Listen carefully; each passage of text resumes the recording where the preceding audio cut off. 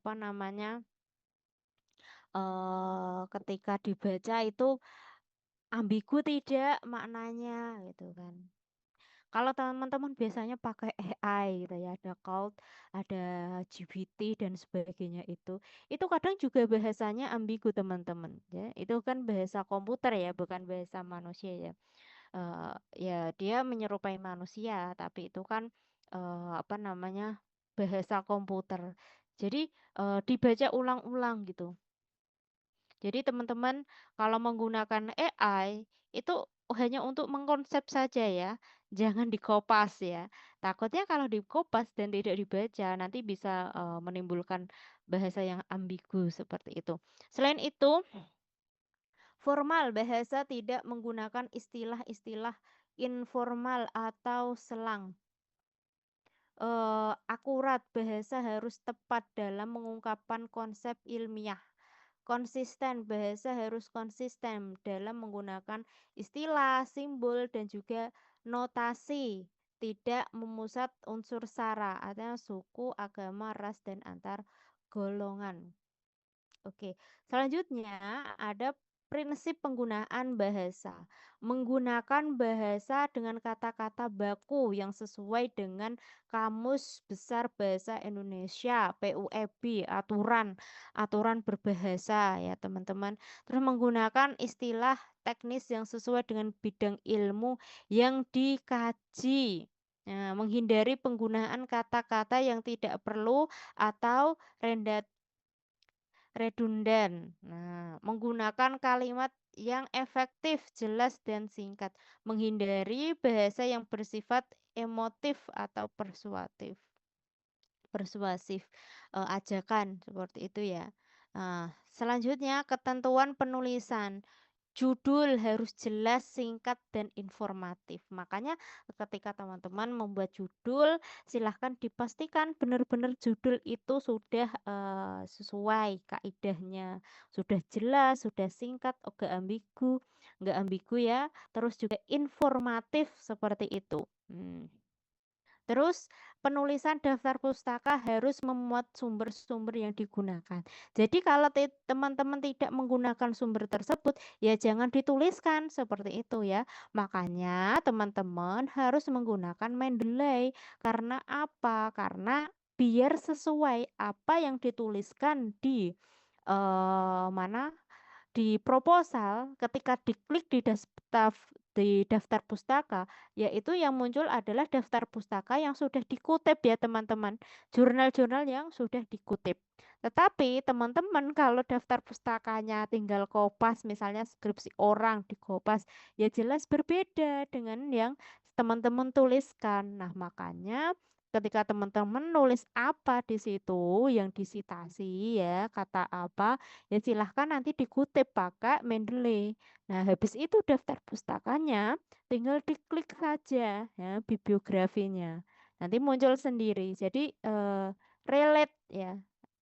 Sumbernya relate sama. Nah, ini penulisan tabel dan gambar harus jelas, informatif dan diberi keterangan yang lengkap. Nah, terus ada penulisan catatan kaki harus digunakan untuk memberikan keterangan tambahan atau sumber informasi.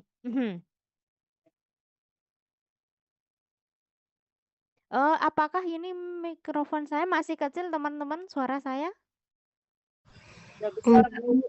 Besar, Bu, suaranya. Udah besar. Oke. Nanti mungkin Mbak Sheila bisa melihat di ini ya YouTube saya ya.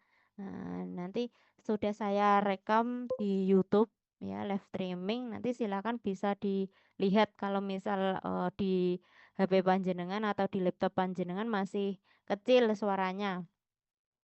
Oke. Iya, Bu, terima kasih. Selanjutnya contoh proposal penelitian nih. Nah, contohnya seperti ini ya teman-teman. Misalnya di sini Sipedasi dan PMO, strategi pemerintah Kota Bandung sukseskan transformasi digital berbasis dynamic government capability. Nah, nanti silakan teman-teman melihat template ini ya. di apa namanya, di LMS teman-teman ada ini kan? Halo teman-teman, di LMS teman-teman ada contoh ini nggak? Ada, Bu. Ada, Bu. Oke, ada ya, nanti bisa dilihat seperti itu. Oke, nanti diberikan ini judulnya harus ini tadi teman-teman, jelas informatif apa yang dinarasikan seperti itu, yang akan dibuat seperti apa. Apa namanya, ukuran huruf dan sebagainya ini juga harus disesuaikan tadi ya. Nah, ini ada kata-kata disusun sebagai salah satu syarat menempuh tugas seperti itu. Ada logonya, ada NIM jenengan, nama NIM, program studinya apa gitu ya. 2006 berarti. Nah, bab 1 pendahuluan latar belakang. Nah, teman-teman, oke, saya lihat di sini ya. Mhm. Nah, ini mungkin karena ini bukan PGSD ya. Coba saya bandingkan dengan punya saya kasih contoh punya saya. Sebentar.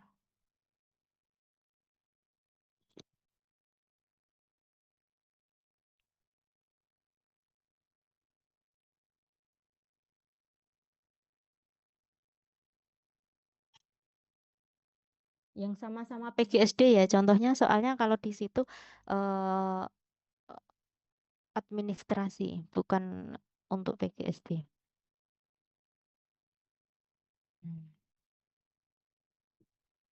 Ini contoh proposal sih. Ini juga mata kuliah Metopen juga. Oke. Sudah terlihat teman-teman? Udah, Bu. Udah, Bu. Oke. Nah, misalnya teman-teman, cara membuat latar belakang seperti apa? Monggo bisa ditulis ya teman-teman, karena di sini kan tidak ada apa ya, apa ya, aturan gimana sih cara membuat latar belakang dan sebagainya. Monggo bisa ditulis. Nah, teman-teman, yang pertama apa sih yang perlu diungkap? Nah, kebanyakan ya teman-teman, kebanyakan ketika ya dulu saya S1 juga ya. Ketika saya S1 dan saya juga melihat sekarang juga yang apa namanya, yang telah S1 itu kebanyakan